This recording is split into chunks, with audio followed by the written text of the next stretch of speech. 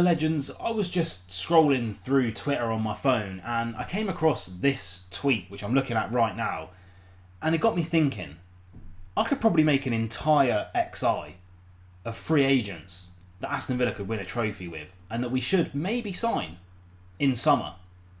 So let's do it. Of course, before we do that, I've got to plug myself a little bit. We are so close, agonisingly close, to 3,000 Aston Villa heroes and legends subscribed to this channel. Can you guys help me hit it by leaving a like on the video, sharing it around to your mates, comment down below if there's any other free agents that you would have put in that I haven't put in to this XI of absolute trophy winning madness.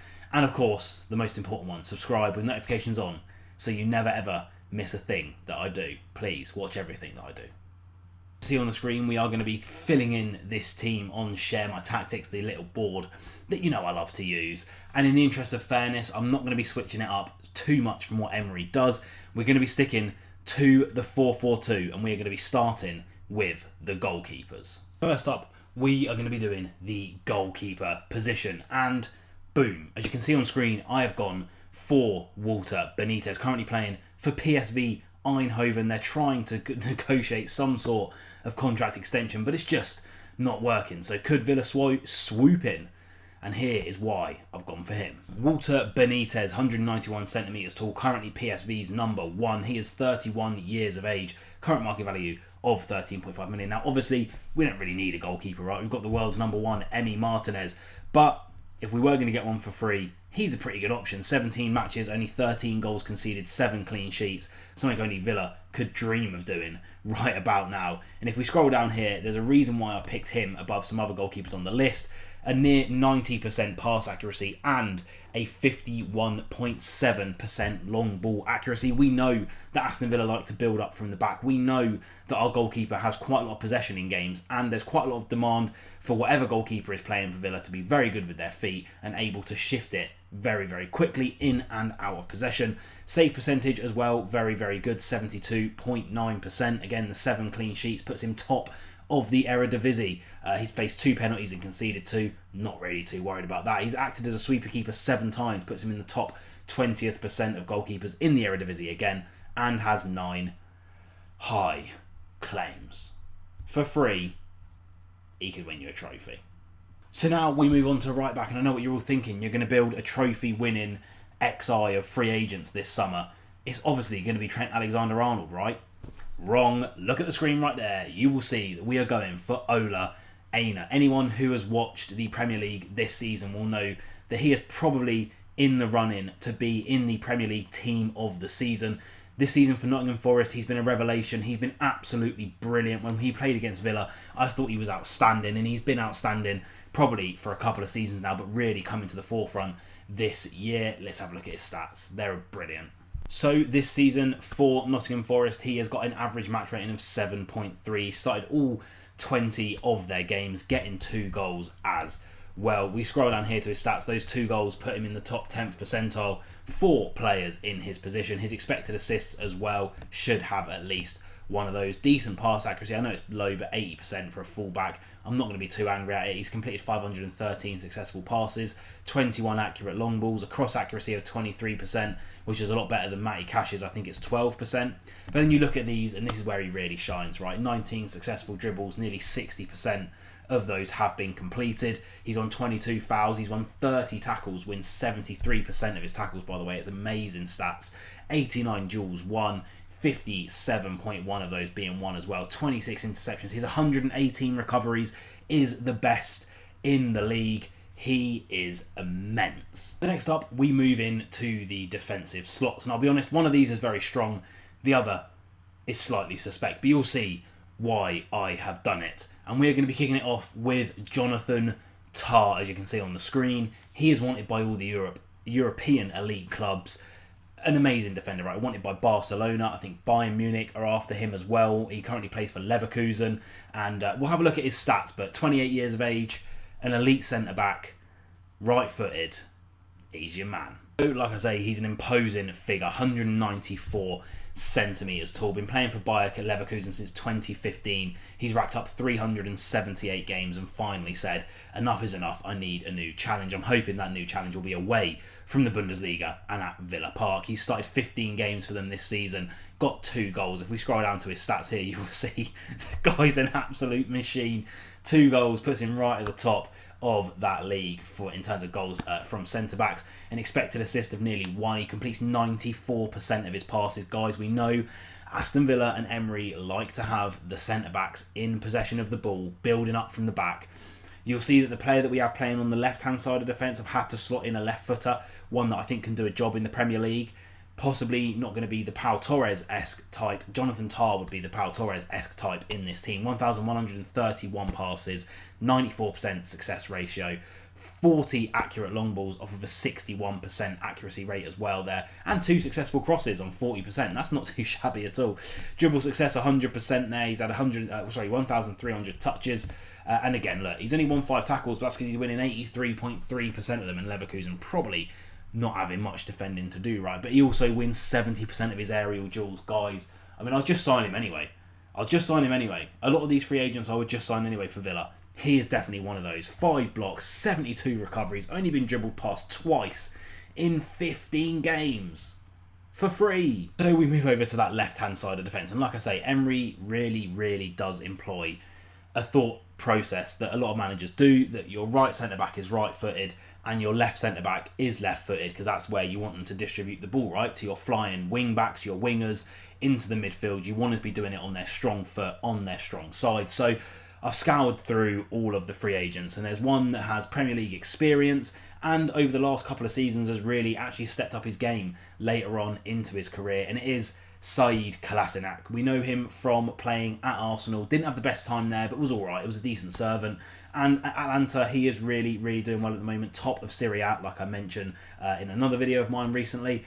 And, you know, the pass accuracy, again, is what I'm looking at here. Because he's a left footer. He can play centre-back. Got Premier League experience. Let's look at the stats. So, slightly smaller than Jonathan Tah. Only 183 centimetres tall. But again, that all-important left foot this season for Atalanta in Serie A. Started all 12 of his games for them. A 7 rating and has got an assist as well. If we scroll down here, you'll see that his expected goals is actually not too bad at all. The assist and the expected assist puts him in the top 10th percentile pretty much. Well, definitely for that, top 20th for that. He's created 8 chances for his teammates as well, which is actually really impressive. And a 90% pass accuracy. So I wouldn't have too many worries about him and Jonathan Tah building up from the back. Dribbles, again, I'm not really looking for that too much in my defenders, to be honest. Not really too bothered. Defensively, he's alright. 9 tackles, 50% win ratio on those, 55 duels, 50% on that. Wins a good amount of his aerial duels, so at least aerially we should be a lot better off. But he's also committed 63 recoveries and 1 possession 4 times in the final third. He's not a bad defender by any means. He would be the lesser of the two with Jonathan Tah next to him, but he's, again, left footer, can do a job. That's my centre-back partnership. And now we move on to the left-hand side of defence. As much as I would have loved to shove Alphonso Davies in here, we all know he's going to sign a new contract with Bayern Munich, so I'm trying to keep it relatively realistic here. And we have gone for an equally as fantastic option in terms of Premier League games, especially. He's been really good the last couple of seasons, and defensively he is outrageously good, and that is Tyrick Mitchell from Crystal Palace. Has been a mainstay for them for the last few years now, and a really good, really capable left back who has been attracting the attention of some clubs higher up the league than Crystal Palace. Let's dive in to his stats. This season for Palace, primarily operating as a left back or left wing back, he has started all 20 of their Premier League games, getting 3 assists and an average match rating of 7.15 along the way. 168 professional senior appearances for Crystal Palace in his career as well. If we scroll down again offensively, I always think of Tyrick Mitchell as much more of a defensive fullback than wing back. He has added the goal creation to his game, especially in the last sort of 6 to 9 months, and that shows in the assists, right? 3 assists puts him near the top 10th percentile for left backs in the Premier League. 2.61 on the expected assists as well. The pass accuracy does leave something to be desired. Again, he would for me be the more defensive of the two, right, with Ola Reina given the permission to go forward and get involved a bit more offensively. Tyrone Mitchell has in the past, I don't know if it says it up here, it doesn't, but he has been used as a centre-back in the past, and I believe he could do a job tucking into a back three, which Villa sometimes do. I said do, brilliant. 28 accurate long balls though. He's created actually 14 crosses on a 22% success ratio is not bad at all. I don't think Digne would be far off of those stats either.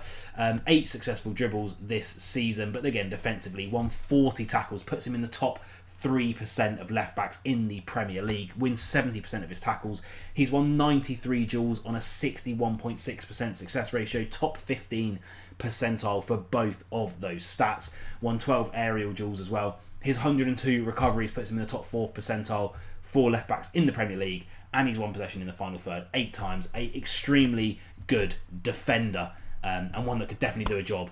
And I'll be honest, the trophy might be the Carabao Cup, but this team's shaping up nice. And now we move on to our centre mids before we get out to our wide players. And the first one is probably going to be the biggest call and shout of this video. If we could get this one over the line, it would be absolutely amazing. He is a legend of the Bundesliga, a legend of Bayern Munich, and probably a legend of Germany. One of the finest passers of the ball I've ever seen in my life. A absolute Rolls Royce of a player.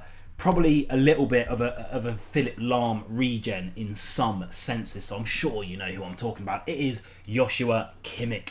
He's going to become a free agent. It sounds like he wants to find a new challenge. He's been at Bayern Munich, played 414 games for them, and imagine him in the midfield in the Premier League would be absolutely amazing. Let's look at the stats. The Bundesliga this season primarily operating as a right back, which is a move that has come a little bit later on into his career, but we all know he can play as a centre midfielder.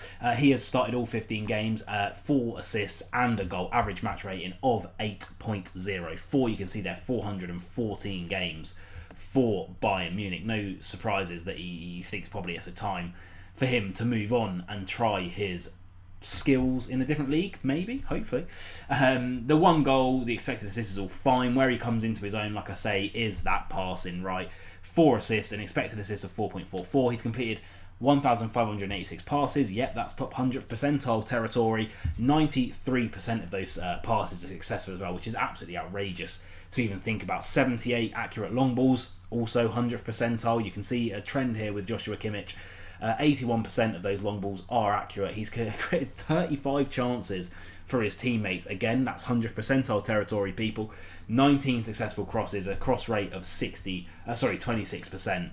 As well. Again, possession-wise, he's pretty good. He's pretty tidy on the ball. He's not a dribbler, right? He gets the ball. He pings accurate passes. That's his whole vibe. Defensively, again, very, very good. He would be the more defensive of the 2 centre mids that I have placed into the team. He's on 17 tackles, wins 63.9% of his duels, 98 recoveries. Need I say more? We all know he's a world-class player.